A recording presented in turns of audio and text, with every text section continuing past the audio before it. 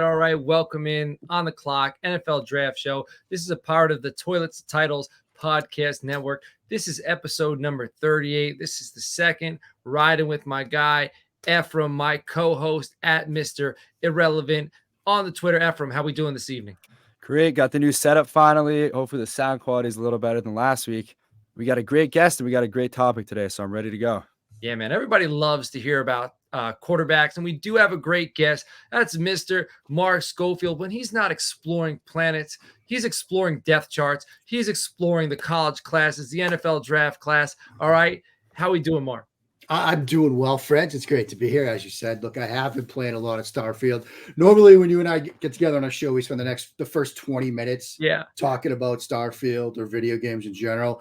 Thankfully, for most of the listeners who probably don't want to hear that, we did that before we hit record here. So we kind of skipped that part. If you want to know about how we're doing in Starfield, feel free to hit us up in the DMs. But I think we're diving straight into the ball tonight. Yeah, man. And I love the T-shirt. I love the T-shirt.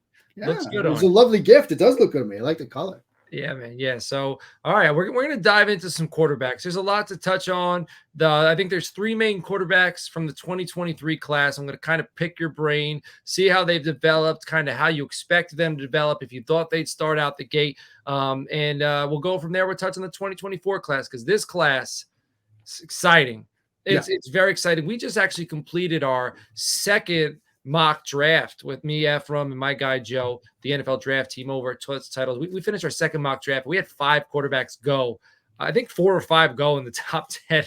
So it was pretty bananas. But Mark, let's touch on this 2023 class. It's come out with the gate with CJ Stroud, and there was a lot of CJ Stroud took some heat through this draft process, and he's proved some people wrong, me included. So what are your thoughts on CJ Stroud and how he's performed?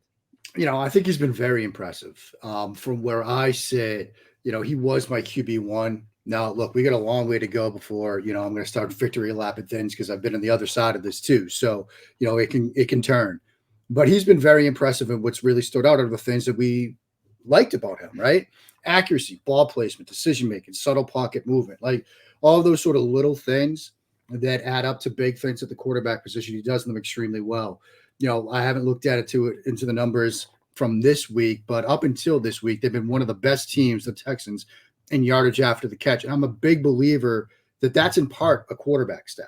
Receivers can certainly contribute it, of course, but if you're throwing on time in rhythm, putting the football where it needs to be, leading receivers away from the leverage of the nearest defender, you're going to create those opportunities for your receiver to then get that yardage after the catch. And that's something he's doing at an extremely high level. His eyes have been so good so far.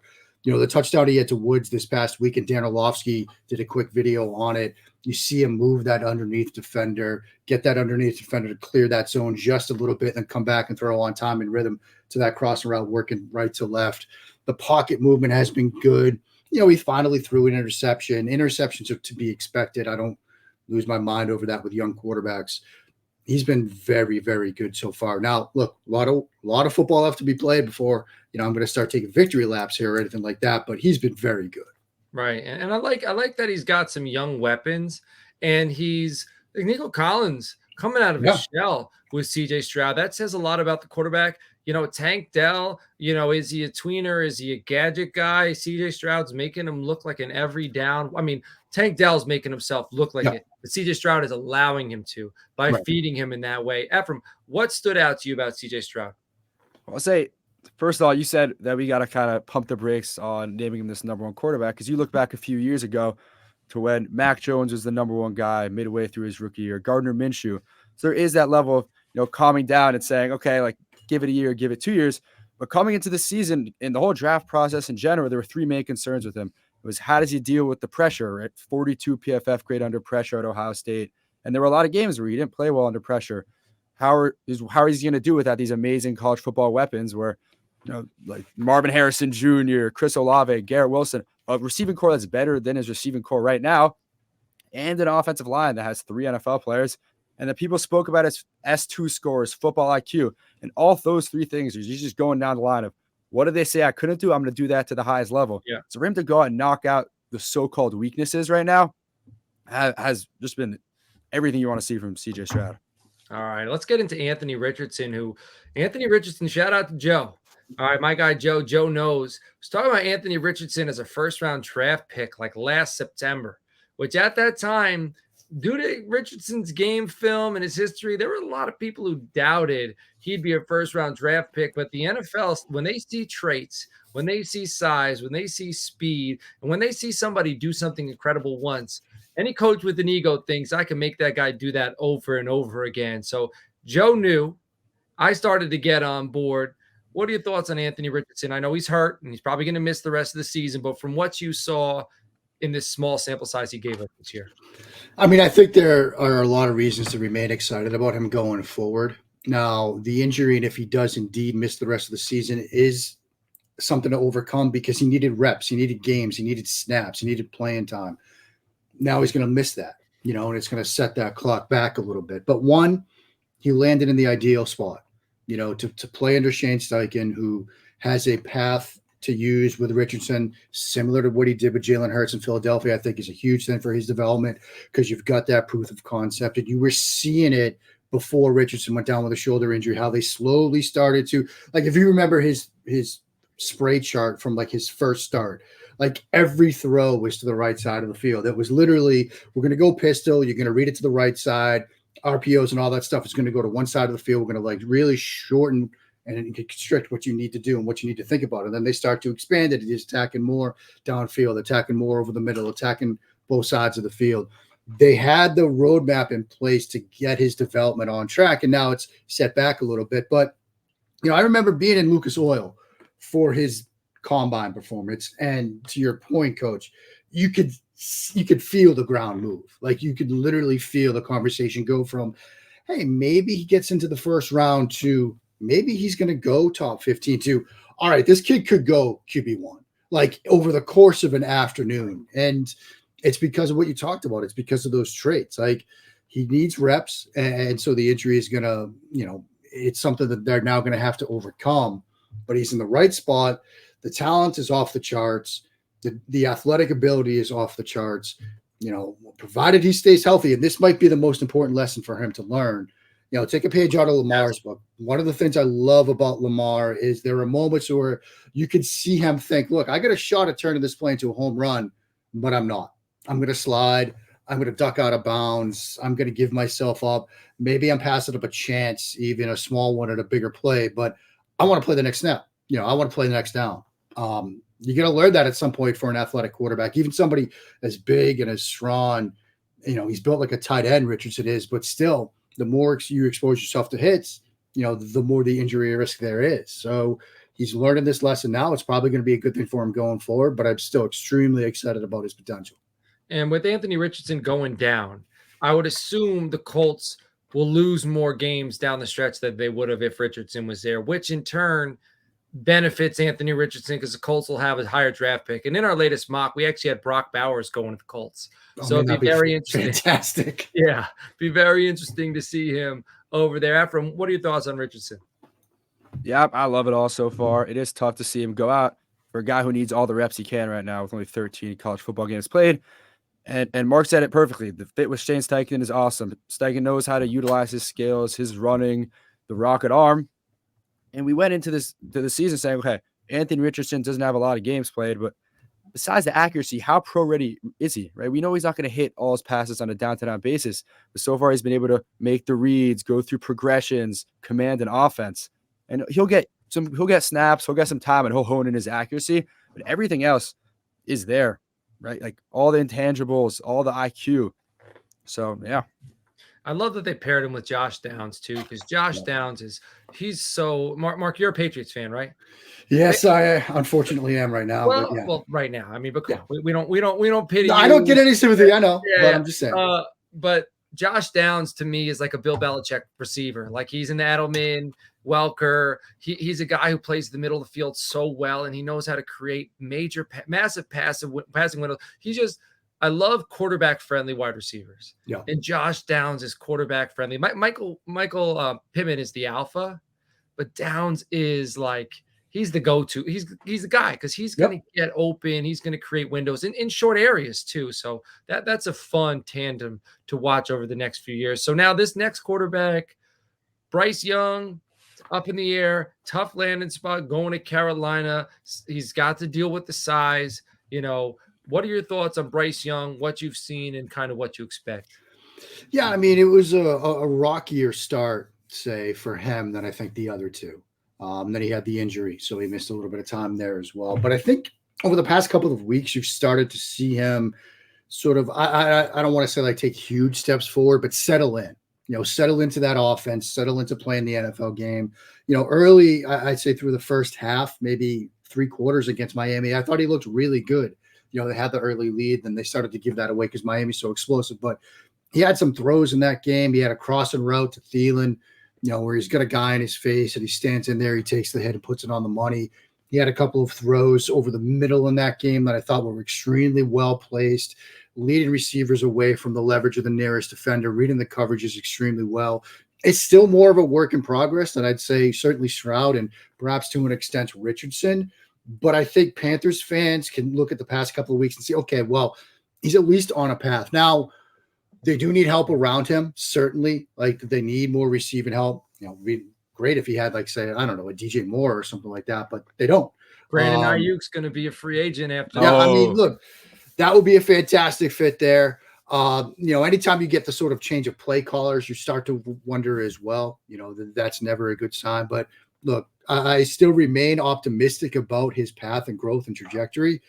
You just need to see a little bit more from him. And I always try to tell people, look, as long as that rookie quarterback is a better QB in January than they were, say, in August when the season began, you can feel comfortable where they're going. And I think while it's had some peaks and valleys and a little bit of a rocky start, he's going to get there by the end of the season. Yeah, he's got the toughest road ahead to the team he's on. And also, Carolina doesn't have a first-round pick next year. They're not going to be able to. So what they're going to have to do is they're going to have to build around him in free agency. And like I mentioned, a guy like Brandon Ayuk, you need to get a separator. Get Bryce Young. Adam Thielen has been great. Yep. But these 30 Adam Thielen at 33. Yeah. Yeah. So Bryce Young, he's got a tough road ahead, and it's not just because of his skill set. It's because of the team, the franchise, and what the franchise is going to be able to put around him. But Ephraim, what are your thoughts on Bryce Young? It hasn't been great so far, but as you said, they don't really got many weapons on the offense. And when you, especially no one who isn't an explosive threat, everything gets shrunk, right? You have to make all your throws within 10, 15 yards, and the defense can kind of just key in on that. My only concern with Bryce Young is whether the mistakes he's making right now and the habits and the confident hits he's taking are going to affect him later on. Like, that's the reason you don't play a quarterback in his rookie year, especially when the team isn't ready, because you don't want him to start making these throws or second guessing himself. And then in his second, third year, he's still doing the same thing and can't get out of that rut. So hopefully they pick up a free agent, not named Brandon Ayuk from my 49ers, but someone else. They figure out some later round draft picks. I do like the coaching staff. I like Frank Reich. I like the positional coaches they got out there. So hopefully they're able to fix this around in a year or 2 years. But whatever, it's 5 games. Not a great start for Bryce Young, but there's a lot of football left in the season. All right, we're going to get into this 2024 NFL draft quarterback class. It's everybody's here for. I do want to recommend, check out toiletstitles.com. We got NFL draft player profiles. We did a mock draft. Well, it's our second mock draft. We're going to do them twice a month until we get closer to the drafts. We got tons of stuff going on over there. Also, if you play fantasy football, we got tons of stuff going on with the channel. If you want to join our Gilded chat, that's our community chat with the Title Tribe. We have over 200 members in there. We're talking fantasy football, NFL draft, gambling, all that stuff. Reach out to me on the Twitter at Coach Sheps, or you can email us toiletsandtitles@gmail.com. Say Coach sent you. I'll get you a link to the Gilded chat. You can join the Title Tribe, and we'll be chatting throughout the week. All right, Caleb Williams. All right, this guy, like, I feel like, it's hard to say generational because it feels like we get a dude every 2 to 3 years at this point. But Caleb Williams, like, since Trevor Lawrence, since, who's the guy that you can remember over the last decade or so that had as much buzz as a Caleb Williams? Putting you on the spot. Yeah, I mean, that's a tough one. I mean, there were pockets of the football world that had buzz about Mahomes. Not everybody, but there were certainly people that were like, look, this kid could be different. Certainly Lawrence had that sort of, this is a generational type prospect. People like to bring up Luck as well. as somebody that had that sort of generational tag. I think what's interesting, I will say that at least in some circles, the conversation around Williams has shifted a bit. There were outliers, say in the summer, that were like, no, maybe Drake May could make a case here for QB1. We're doing this after the Notre Dame game, which I think when we get into, say, February and March and April, and you have some people that are going to make a sort of case for somebody else instead of Caleb Williams as their QB1, they'll come to this game. They'll come to the Notre Dame film and say, look how he did when he was getting pressure. Look how he did when guys weren't separated on a consistent basis. And, he's trying to have it to create a little bit. He's trying to perhaps do too much. They'll point to this game as a reason why they'll feel comfortable moving off the Caleb Williams QB1 discussion. I still think you go through his film, you see NFL throws. I mean, take away the creativity, the splash plays, the playmaking ability, the stuff outside the pocket. He had a throw against Arizona State. They motioned to the fast motion out of the backfield to a 3-by-2, and he's reading the front side concept. It's not there. He comes backside to the drift, looks at the under, comes off that, gets to basically his fifth read of the progression, the backside dig. That's NFL stuff. I mean, the backside dig is such a huge part of the way the game is played today. And there he is going front side concept, route 4, backside dig, and hit it on time in rhythm, just an NFL level throw. That's stuff you see on the Stafford level. That's stuff you see on the Jared Goff, Sean McVay type of offenses that are sort of everywhere in the NFL today. And so I'm still a huge believer in Caleb Williams. I'm not ready to start ranking these guys or anything like that, but he's a tremendously talented prospect. I know people will look at the Notre Dame game and say, this is why I'm wary. I think it was just a bad game. Those happen. Man, I think I'd be very surprised if Caleb Williams isn't the first player off the board. It would stun me. It would honestly stun me at this point. But look, stranger things have happened. Stranger things have happened. I mean, I remember, certainly some draft classes where there was there's no way that Mitchell Trubisky is going to be the first quarterback taken. Watson, Mahomes, these guys are really good. And, all it takes is one team, one GM to say, you know what, we're going to go in a different direction here. But sitting here right now, he still looks like QB1 to me.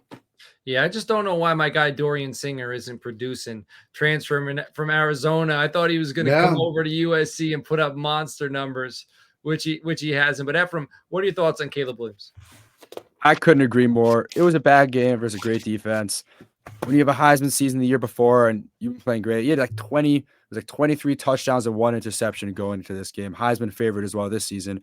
It was a tough game, and people will look in February and say, hey, this is what happens when Caleb Williams is always trying to make a play. When you come to the NFL, the athletes are better, and you struggle to do that more. And they'll point to, Zach Wilson trying to do that, right? Zach Wilson coming to the league and trying to make all these crazy plays, and with the athletes being much better in the NFL. And that's not calling Caleb Williams a bust. That would just be people saying to be wary on him. The thing that they don't understand is that Caleb Williams just makes the throws from the pocket as well. He could sit there 5 yards and just deliver dimes 10, 20 yards down the field.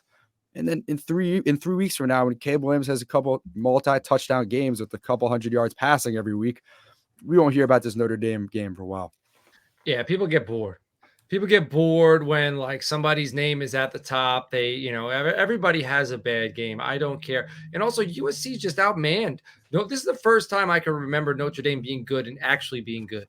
There's been times they've been good, but they were never, I don't think they're as good as they were being sold for. This year, I think they're good. I think they're good all around. I don't know if they're the best team in the nation. I'm not saying that.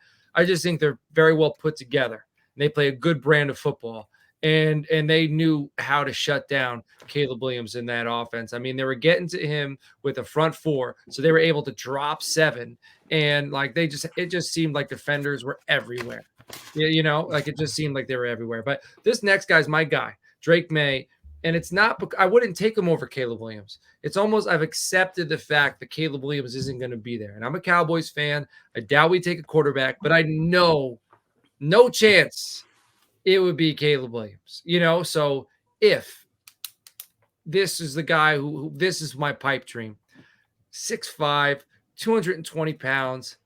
I think he's got the highest quarterback rating on throws, 20 plus yards. Man, he was number 8 in the ACC last year in rushing yards. I think he's received he's had the 13th most pressures from opposing defenses. So he's seen pressure. He's got a big arm. He knows how to make the big play. Every now and then, I feel like he's so used to avoiding the pocket, and he's got such a good arm that he relies on kind of shaky mechanics. I'd like to see him set his feet on some of his throws outside the pocket, but I mean, this guy just looks the part. And now he's got UNC, who besides Tez Walker, I don't know how much on that offense is. I haven't dived into the North Carolina offense, but I don't know how many of those guys are going to be playing on Sundays, and they're number 10 in the nation. So what are your thoughts on Drake May? Yeah, I mean, look, you kind of summed it up extremely well. It's very much a 1A, 1B for me. You can put Williams 1 or 1A or May 1A. Okay, I see it. And all of what you said, the big arm, the athleticism, and all of that is accurate. He also shows you flashes of like little subtle pocket movement too. He had a throw against Minnesota in the early in the fourth quarter, where he's just moving and sliding and creating a little bit of space. Like he's got the ability to do it both ways. And you see that as well from Williams, and you see it from some of the other guys that we're going to talk about. But I love when a quarterback, because you're not always going to have that front door or back door to escape on. Sometimes it's just you got to click and climb. You've got to just create a little bit of space like a boxer, and he can do that as well. Obviously has the big arm. You look through the 4 interceptions this year, like 2 of those were like right through somebody's hands, and one of my favorite games of him was actually the Clemson game last year where they lost in the ACC championship game. But you saw the competitive toughness, battled into that game. I actually wrote about it earlier this year at SB Nation. Like it's a reason why, I think he's going to go extremely early in the draft when he comes out.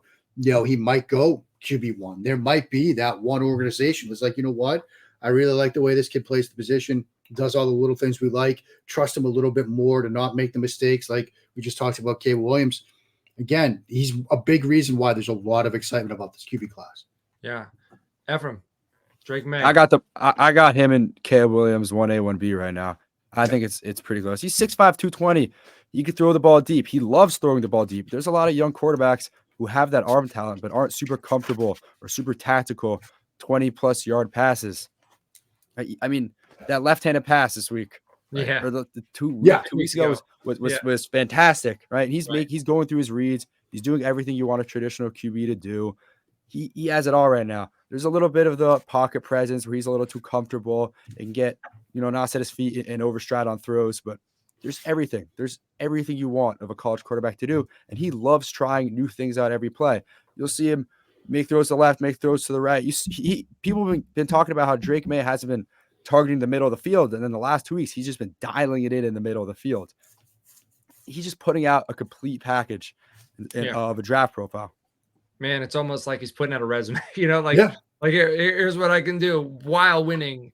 And I for some reason see him going to Denver and seeing that division having Patrick Mahomes, Drake May, Justin Herbert, which would be like, man, that would be and then if the Raiders draft somebody from this class too. Yeah, well, it might be one of these guys. And this next guy we're going to talk about, Michael Penix, probably the biggest riser, right? We're going to talk about some other guys. But Michael Penix, I think he was kind of, he wasn't in the top 2 tiers, and I think there were some injury concerns. There were some age concerns. But right now he's kind of quieting those concerns with production and the way he's playing. And he's playing on a big stage. And he just went toe-to-toe with Bo Nix, who's the next guy we're going to talk about. And he won. Yeah. Right. And his receivers are doing work. He's making them look good, but he's got some studs at that position. And you can't blame him for producing with those studs, but he's connecting and he's put on a lot of big time highlights. So what are your thoughts on Michael Penix from Washington? Yeah, I mean, in the back of my mind this summer, I was like, this kid could be QB3. I loved watching him last year. That game between these two teams last year was perhaps the game of the year in my mind when they went toe-to-toe last year. And he had a throw in that game, whole shot, right sideline. Right hash mark to left sideline, where he absolutely throws it on a frozen rope and split the safety in the corner. And it was one of those watching it live where I yelled. Like I woke up the rest of the family. Yeah. And I was just screaming. It was just such an incredible throw. And then when other people were doing their sort of, summertime scouting work, people would slide in the DMs and be like, hey, what do you think about Michael Penix? I just started watching him. I would give him the timestamp. I almost had it memorized by the time the summer was over. Like, watch this throw. The kid has a huge, huge arm. And obviously the production is through the roof this year. And like you said, look, coach, he's got great receivers, but he's taking advantage of those receivers. The vertical ball is incredible. I could certainly push it downfield, but you're seeing also some other stuff get filled in, right? Throwing over the middle, attacking underneath a little bit, anticipation, time, and rhythm. I think the question some might have is he just like a 9-ball specialist? Like, is that what he's going to be at the next level? I remember guys like Davis Webb where it was like 9-ball or nothing. And, sometimes it works, sometimes it doesn't. But I think he's also showing this year, and he showed a little bit this weekend, of doing more than just pushing it downfield. Huge arm. Absolutely love the way he can push the ball downfield. The age, the injury, and stuff like that, that's going to be up to teams and doctors and everything else. But from what I see on film, huge fan of what he's done. All right, Ephraim, what are your thoughts on Michael Penix?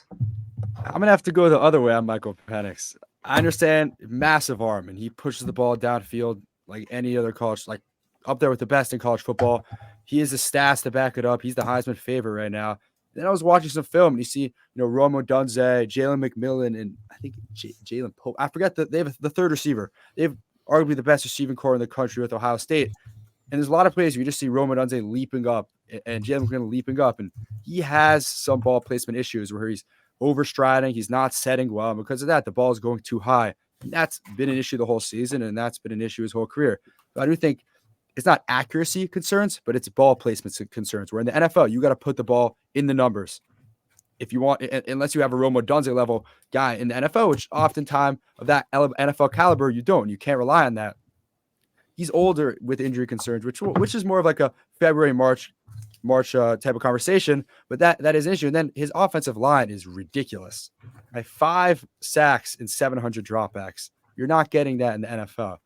He's standing there with all the time in the pocket, with the best receivers in college football, allowing him to just dial passes 20 yards down the field without any concerns, right? You're not going to get that in the NFL, and that's why I'm a little more hesitant. When you get a guy like Michael Penix on an NFL roster as a rookie that can't hold up like that, we'll really see what he's doing. But those reasons, just I don't have him as a first-round guy right now.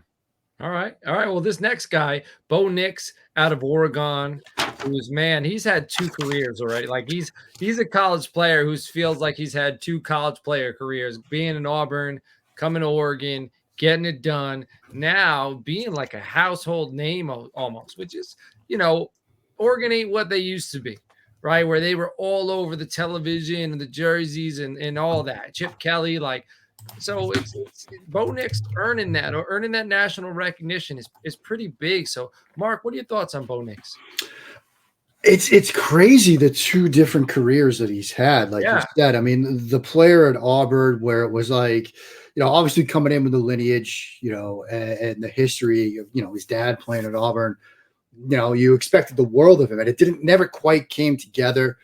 But then to go to, the Pacific Northwest and put together this sort of second career to establish himself now as, okay, now he's living up to the hype. Now he's living up to some of the expectations, albeit it's taken a different pathway, where he's put himself, we were joking last year at SB Nation, like he's a Heisman candidate. Like, where'd this come from? We expected this in the SEC, not in the Pac-12. Now he's in the first round conversation. Again, we sort of expected it. We just didn't see it coming the way that it has. It's been tremendous to watch. He's sort of cemented himself as like, he can make some downfield throws, show some anticipation in the downfield passing game. Can also be that sort of point guard distributor type where it's like, I'm going to get the ball out, throws to the flat, design stuff, RPO stuff, so he can do a little bit of both. Obviously, he's got some athleticism to him, can throw well on the move, can check the sort of pocket movement box as well. He had a touchdown on mesh against Texas Tech where, again, just got to sort of create space, slide away from pressure on the interior. You don't have that outside pathway to escape, so you've got to do it on the inside of the pocket, and he does that well. He's put himself into the round 1 mix. I mean, of the 4 we've talked about so far, I like the other 3 more. But if he wants to tell me that he likes Nix over Penix, I get it. There's reason to believe in that. Well, so with Nix, it's the way you're describing Nix. right? And the way you describe Penix, it sounds like Penix is the higher ceiling, but maybe Nix has the higher floor, which, that's what's your flavor in the first round. Right. And Right. sometimes you pick your flavor when both are available, and sometimes you just pick what's available because you're desperate for a quarterback, and then you let it ride. But Efren, what are your thoughts on Bo Nix? Mark took the words right out of my mouth. He's been amazing. The tale of two college football programs for Bo Nix. You don't see that often. And I'll just say, people are talking about this Bo Nix, Michael Penix Jr., with Michael Penix being the higher ceiling. He's going to be a 23, 24-year-old rookie with some injury concerns. So just to keep that in mind. But Bo Nix is much more accurate than he was in Auburn, but he's also much more controlled, where he's sitting in the pocket and not making these dumb moves where he's running 5 yards behind the line to hit an out route on the other hash, right? He's not doing that anymore. He knows his limitations. And because of that, he's able to fully excel in the offense. They got some good weapons. They got Troy Flankin Jr., right? Troy Flankin Jr., high flyer, right? But he's doing everything. If you're an NFL coach and you want a guy who could just play in the offense, do all the little things, make the reads you want him to do, make the downfield passing when you want him to, he could step in and do that right away. Man, but Bo Nix ain't young. He's going to be 24 February. Yeah. So, but he doesn't have the injury concerns. I understand what you're saying.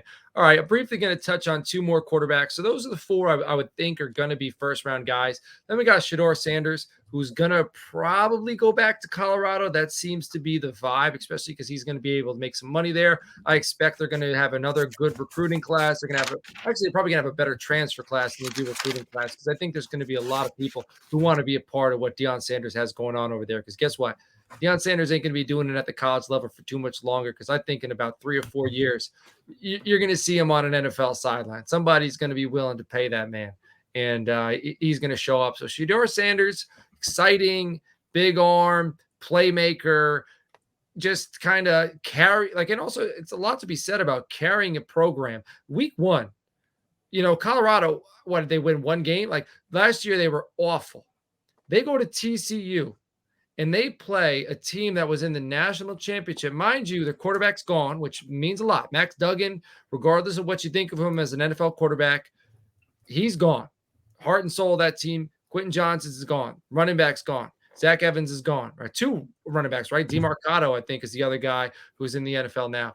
Shedeur Sanders goes to TCU week 1 with then beats them. And then there's high expectations. Everyone's looking for them to fail. So I guess I'm just saying he doesn't seem rattled, which is something that you can't necessarily measure, but means a lot for a quarterback. And then we got Quinn Ewers, who he's had the expectations, but he has seemed rattled at times. Goes from Ohio State, heads to Texas, has big moments, has low moments. He seems like he can make every throw, but the fact that he can make every throw, I feel like, I don't know if take it for granted is the word I'd use, but he relies too much on his ability to improvise. And I would like to see him clean it up. Just because you can make that throw, or you can make that throw like that, doesn't mean you should make it like that. What I mean is those side angle arms, and, make the throw the proper way when you should. Yeah. Improvise when you should. But Quinn Ewers, he's probably going to be cheaper than these other guys. He's going to be a developmental guy, which also means he'll likely go to a team that is probably built better, which probably, so sometimes that works out for a guy. So what are your thoughts on kind of the back end of the higher end of this quarterback class? Yeah, I've been impressed by both players. I've seen this narrative with Sanders that he's taking sacks because he doesn't want to throw picks. We have already reached, and it's weird. This probably speaks to his rise and the potential that we're already dealing with anonymous scout season when it comes to him, who, like you said, probably going to go back because they're going to get a great transfer class to probably hit on some recruits. They're going to want to run it back with him and Travis, and not just turn the program around like they've already done this year, but make a run next year. Yes. I think they can do that. So I expect he's going to go back. But this idea, I went through all 33 of his sacks today just to get ready for the show, and I don't see evidence of that. There are a lot of sacks where it's he's just got a free runner, or they're going 0 blitz, and he doesn't. There was one sack where he's running a 3-step drop from gun, and it's on a mesh concept, and he's hitting that 3rd step, and he's already got the left tackle beaten and a defensive end in his lap. Like, if you take a sack on that play, it's not because you don't want to throw a pick. It's because you didn't have a chance. I see more of that than anything else. So this idea that he's like taking sack, I don't see any evidence of that at all. His game against USC was phenomenal. Travis is hurt. They're down. To come back the way they did, the fourth quarter touchdown to the freshman receiver where he's throwing it on the move and threading the needle, playmaking skills, big arm. You can even see, look, progression reads, him going like 1 to 2 to 3 to check down. He's doing some of the little things too that when we have the discussion about it, a lot of people will mention the playmaking skills, the big arm, the creativity, but he's also doing the little things too, which I think are very impressive. For Quinn, all of what you said is why my favorite throw of his was just a simple crossing route against Oklahoma, because it's pistol play action back to the defense. So he has to turn his eyes on it. He gets his eyes downfield, and he's got a point of pressure at his face. He has to step around it and then still makes an on-time and rhythm throw. It's just a quick, short read throw, but it's all of the sort of mature stuff you want to see the quarterback do. Not the I'm going to create, I'm going to run around, which you spoke so well about. It's the little stuff. I thought he's taken some big steps forward as a quarterback this year. I think some of it is a confidence thing.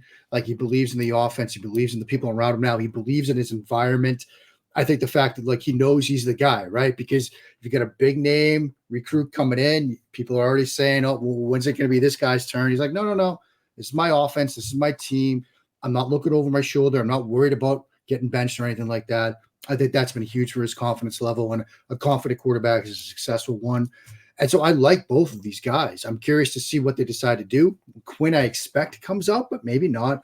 I expect Shedeur goes back to school, but whatever they do, I'm going to be watching because they've excited me. Right. And Texas might, Quinn, having that player behind him. We know Shedeur, he comes back. Like, you don't even have to worry about it. But, having Arch Manning sitting back there, might encourage him. And then, he's been around. It might be his time. He might want to go get that bag. And he seems to be a guy who likes to change the scenery, going from Ohio State to Texas. Maybe he's ready to make a move again. His bags are already packed. But Ephraim, we'll wrap this up. Before we wrap this up, what are your thoughts on these two quarterbacks?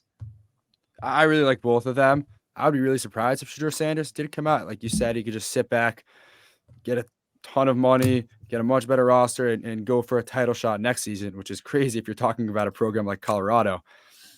He's great. Mark said it. Like, he's a playmaker, but he could also make reads. And with a guy who's as big of a name as Shedeur Sanders in college football, he has a ton of poise in the pocket. He's confident. And people forget that it's his first season playing against these top college football teams. And he's doing it like he's been doing it his whole life, right? He can make the passes, 20 yards down the field. He can extend plays, and then he knows how to hit the 5-10-yard dump offs. The 30% pressure to sack rate will be a big concern, and it will be something that hopefully, if Colorado gets a better O-line next year, he can improve on, right? Like Mark was talking about how he's getting hit on the first step of mesh routes. You can't really do anything against that.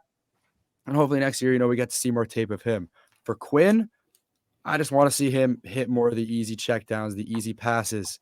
His deep ball is a little concerning to me, and then he's going to be that mold if coming to the NFL. Can you develop him, and can you hone in his playmaking skills while trying to take away as much of that interception on first down, chuck the ball nonsense he's been doing at his time in Texas? He's the good, he's the bad, and hopefully he goes later, like you said, so he goes to a team with not only a good offense, but a good play caller and a good head coach who know to utilize his talents. When I watch Quinn Ewers, it's not size. It's sometimes it's just the hit or miss of their play. I see it reminds me a little bit of when I watched Josh Allen coming out of Wyoming.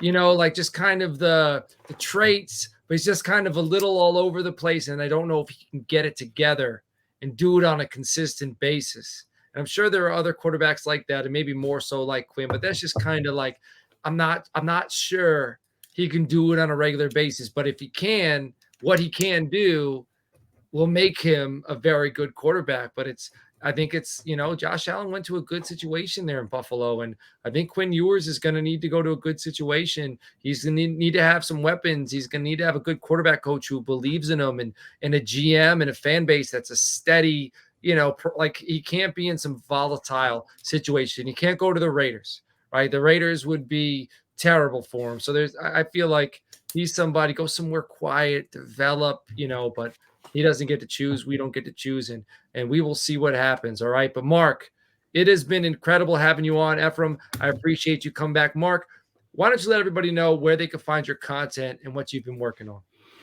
Well, blessed to be here. Always fantastic to be with you guys. Ephraim, fantastic. Get to know you a little bit. Excited to see what you got coming out.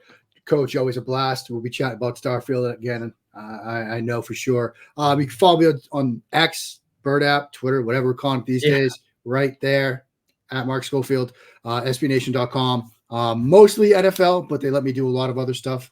Mostly F1 in terms of other stuff. So I get to do that as well. We get the US Grand Prix this weekend. But guys, this was a blast. Let's do it again soon. Man, maybe we'll chat. We do some mock drafts every now and then. We have some guest mockers. All right, maybe we can find a way to work you into one of those. There we go.